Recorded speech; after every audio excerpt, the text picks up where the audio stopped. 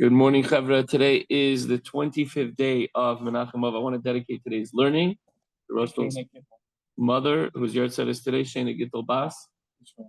Yisrael Moshe, her neshama shall have an aliyah. Okay, in today's Tanya, we learn a new chapter, a new part, chapter 8. In Igeres HaKodesh, we're on page 91, or on your app, at Chayenu.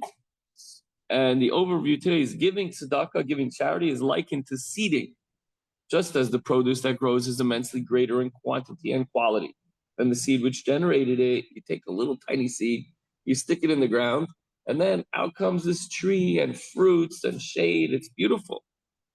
So too is the divine flow upon one's soul during davening, abundantly greater than one's own efforts of giving.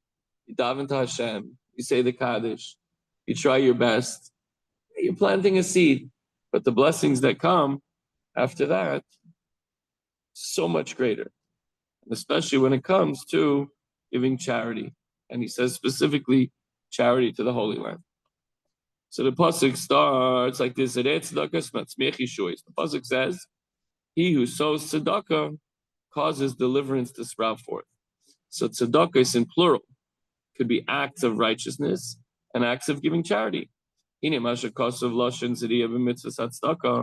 we use the word sowing in relation to the commandment of giving tzedakah,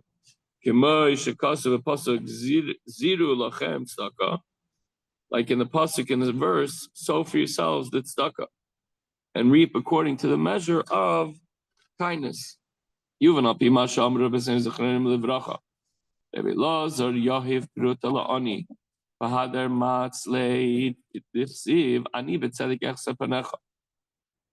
we use this pasuk, sow for yourselves tzedakah and reap according to the measure of tzedakah, could be understood in light of the teachings of our sages. Rabbi Elazar would give a coin to a poor person and would then pray, because it says, through tzedek will I behold your face. So Perush, this means that the reason for prayer is deemed seeing God's face, and the reason why this is attained with davening, and before davening we give tzedakah, is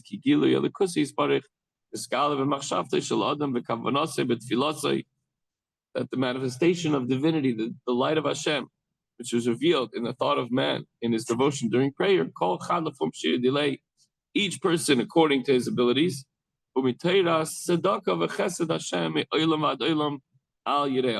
is granted to man by way of divine charity, and that means God's kindness to us by the descent of God's loving kindness from world to world upon those who fear Him.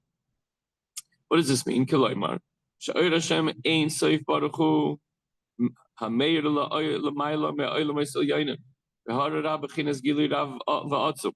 This means that the light of God radiates so qualitatively and quantitatively intense a manifestation in the higher worlds that they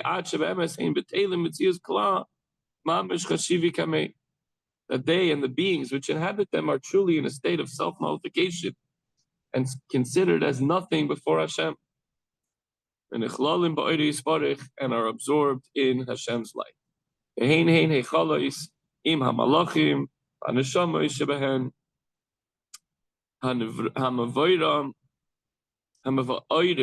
Hamava'adim, B'Zayir HaKadosh, B'Shmoisam, Limkaisam Eseder HaTfilah, Shesidru, Lano Anshik Nesagdela. Okay, so these higher worlds are the chambers, the Heichalis, and with the angels and the souls within them.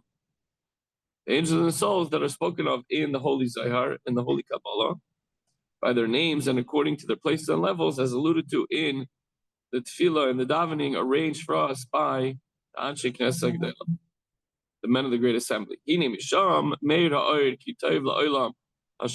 Now this light, which is good, radiates from there, this high place, this holy place, to this lowly world.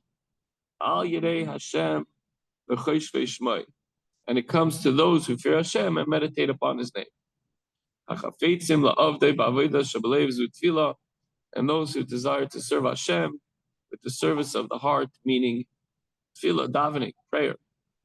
Hashem yagia chashki, as it is written, and Hashem will enlighten my darkness, meaning even in this world, which is so lowly that godliness is generally not manifest here.